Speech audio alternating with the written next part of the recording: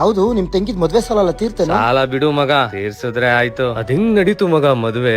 ಆ ಸೆಲೆಬ್ರಿಟೀಸ್, ಊಟ, ಡೆಕೋರೇಷನ್ ಇನ್ನು 10 ಖರ್ಚಾಗಿದ್ರು ತಲೆ ಕೆಡ್ಸ್ಕೊಂತ ಇರ್ಲಿಲ್ಲ. Love correct. ಫೋಟೋಗ್ರಾಫರ್ಗೆ ಪೇಮೆಂಟ್ ಕ್ಲಿಯರ್ ಮಾಡ್ದ? ಅಯ್ಯೋ ಬಿಡು ಮಗ ಒಂದು. ಹೌದು, ಮದ್ವೆಲ್ ನೀನ್ ರೆಸ್ಟ್ ಮೇಲೆ ತಿಂದೇನೋ? ಕೇಳಿದಕ್ಕೆ ಆನ್ಸರ್ ಮಾಡು.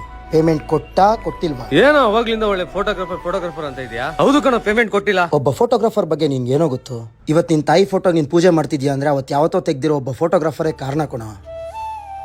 ಒಂದ್ ಕಡೆ ಸಾಲ, ಲೋನು, EMI ಅನ್ನೋ ಕಮಿಟ್ಮೆಂಟ್ ಮನೆ ಬಾಕ್ಲು ತರ್ತಾ ಇರುತ್ತೆ. ಇನ್ನೊಂದ್ ಕಡೆ ಆರೋಗ್ಯ ಹಾಳಾಗಿ ಸಾವು ಎದೆ ಬಾಕ್ಲು ತರ್ತಾ ಇರುತ್ತೆ.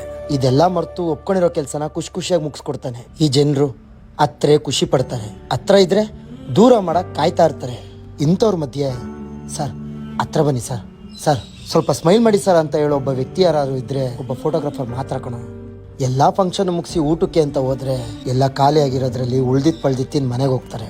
ಅದ್ರಲ್ಲೂ ನಿಮ್ಮಂತ ಕ್ಲೈಂಟ್ಗಳು ಸಿಕ್ಕಿ ಪೇಮೆಂಟ್ಗೆ ಆಟ ಆಡ್ಸಿದ್ರೆ ಆ ಜೀವ ಹೆಂಗೋ ತಡಿಬೇಕು?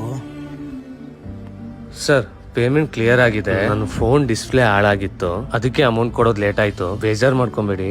ಸರ್, ಕಿಡ್ನಿ ಸ್ಟೋನ್ ಆಗಿ 2 ತಿಂಗಳಾಯ್ತು ಸರ್. ಕಮಿಟ್ಮೆಂಟ್ಗಳಿಂದ ಅಡ್ಮಿಟ್ ಆಗೋಕ್ಕೂ ದುಡ್ಡಿಲ್ಲ. ನಿಮ್ಮ ಫ್ರೆಂಡ್ಗೆ ಹೇಳಿ ಪೇಮೆಂಟ್ ಕ್ಲಿಯರ್ ಮಾಡಿಸ್ಕೊಡಿ ಸರ್. ಫೋನೇ ತೆಗಿತಾ ಇಲ್ಲ ಅವ್ರು ನಂದು. ಆಯ್ತು, ನಾನು ಮಾತಾಡ್ತೀನಿ, ತಲೆ ಕೆಡ್ಸ್ಕೊಬೇಡಿ. ಇನ್ಮುಂದೆ ಆದ್ರೂ ನಿಮ್ಮ ಮನೆ ಫಂಕ್ಷನ್ಸ್ಗಳಲ್ಲಿ ಫೋಟೋಗ್ರಾಫರ್ಸ್ನ ಕರ್ಸ್ಕೊಂಡಾಗ ಎಷ್ಟು ಜನ ಇದ್ದಾರೆ ಅಂತ ನೋಡಿ ಎಲ್ಲ ಊಟದ ಐಟಮ್ಸ್ನ ಸ್ವಲ್ಪ ಎತ್ತಿಕ್ಕಿ. ಆ ಜೀವ ಊಟದಲ್ಲಾದ್ರೂ ಸ್ವಲ್ಪ ತೃಪ್ತಿ ಪಡ್ಲಿ. ಈ ಒಂದು ವಿಡಿಯೋ ಎಲ್ಲ ಫೋಟೋಗ್ರಾಫರ್ಸ್ಗೂ ಡೆಡಿಕೇಟ್ ಮಾಡ್ತಾ ಎಲ್ಲ ಫೋಟೋಗ್ರಾಫರ್ಸ್ನೂ ರೆಸ್ಪೆಕ್ಟ್ ಮಾಡೋಣ. ದಯಮಾಡಿ ಪೇಮೆಂಟ್ಗೆ ಮಾತ್ರ ಯಾರು ಆಟ ಆಡಿಸ್ಬೇಡಿ.